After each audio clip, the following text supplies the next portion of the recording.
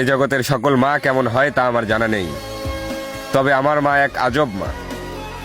মোনাজাতে আমার দীর্ঘায়ু কামনা করে নিজের অসুস্থতার কথা বলতেই ভুলে যায়, অথচ নিজের শরীরের দিকে খেয়াল না করে চোখের পানি ফেলে আমার সুস্থতা কামনায়। এই মিথ্যের শহরে আমার মায়ের ভালোবাসা ব্যতীত যখন সকল কিছুতে ভেজাল মেশানো, তখনও আমার মায়ের ভালোবাসাই চিরন্তর সত্য।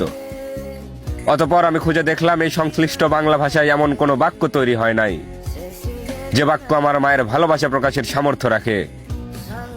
আমি এই বিশাল মহাকাশে এমন কোনো কিছুই খুঁজে পাইনি যার সাথে তুলনা করে বলবো তাকে আমি তার মতো ভালোবাসি। এক কথাই, খোদা যদি তার ব্যতীত অন্য কারো ইবাদতের অধিকার দিত না, আমি নির্দ্বিধায় তোমার ইবাদত করতাম মা।